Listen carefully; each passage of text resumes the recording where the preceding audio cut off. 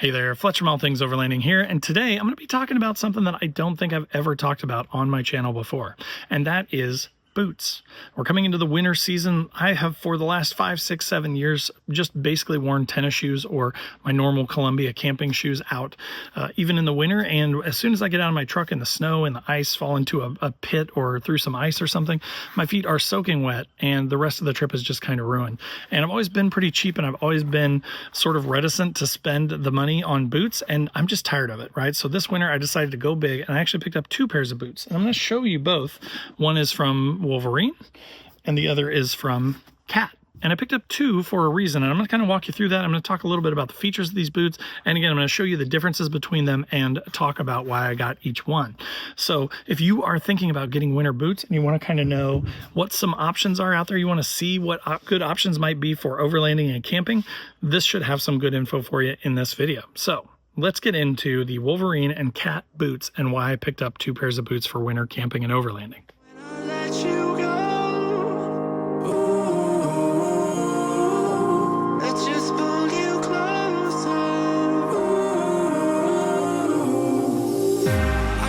Understand where it came from, but you got it, my got it. It began in the land of the sandstorm. I fought it, though I wanted everything to do with what you give to me.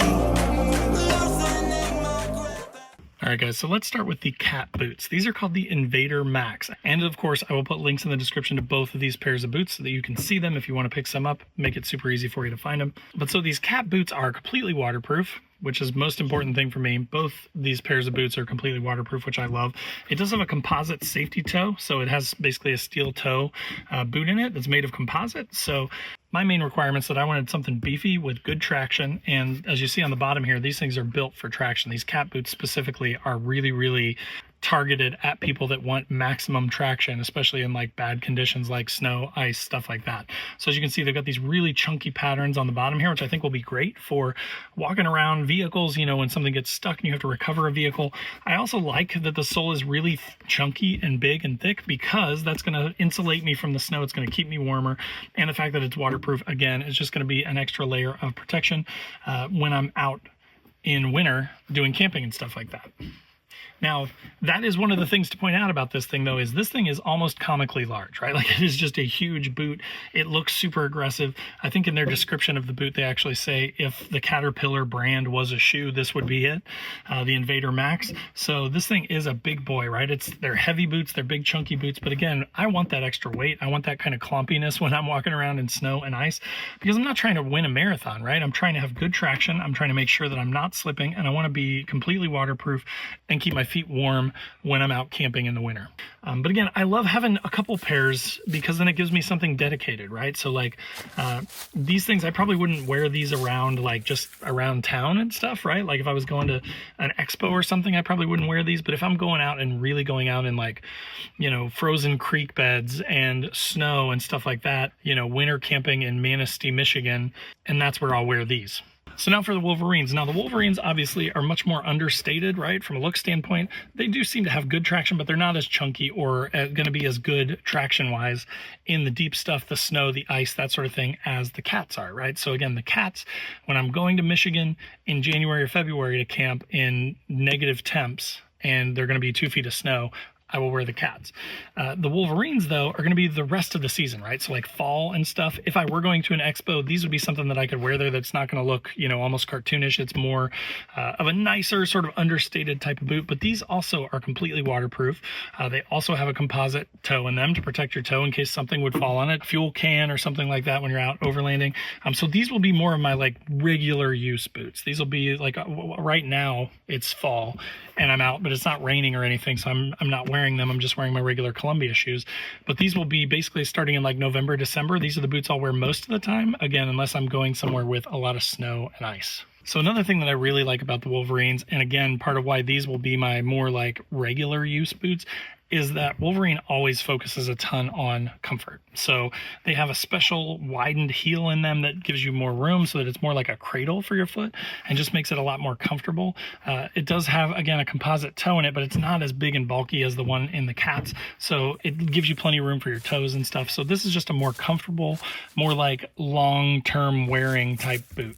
So yeah, these will be my more like daily wear type of boots on almost every trip, unless I'm going specifically into the iciest, snowiest, wettest climates. All right, guys, so those are the boots. Again, just wanted to kind of share those with you. As I mentioned, I have suffered for years just wearing like my regular old camping shoes. And none of them are waterproof. My feet are always frozen and cold. So I'm excited to, you know, actually have appropriate camping gear for this winter and get out. Like I was in 2 feet of snow last year in literally my Columbia camping shoes.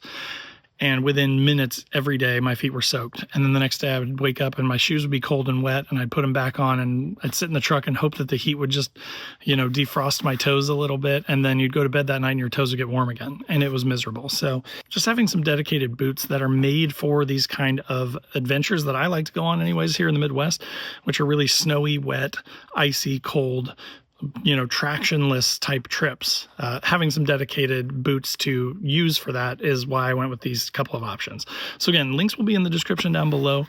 Definitely check those out if you are looking for some options for boots that may be good for overlanding and camping, especially in the winter. Also in the description below will be links to all my social channels. So wherever you want to come hang out, I'd love to have you. There's also a join button below this video, which is just kind of a passive way to support the channel. It gives you early access to the videos and the podcasts that I do and some other perks. If you want a more active way to be involved with the channel, there is a Patreon link down below too, where we have a 24/7 Discord.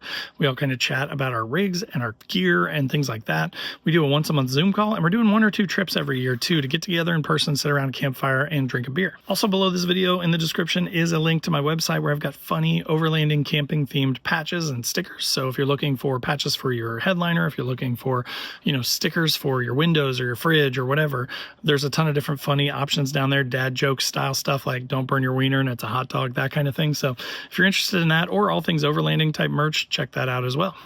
And then last but not least, there is the Newbie Overlanders Facebook group. This is a totally free group to join, tons of awesome members. If you're looking for a place that's different from the big groups where you can actually ask questions without being bullied, this is a great place to get started. And if you are more experienced and you're just tired of all the negativity that flows around in those big groups, then this may be a good place to come and help new folks too. So again, we'd love to have you and I hope you'll check it out. But thanks again for watching. Hope that was helpful and we'll see you next time.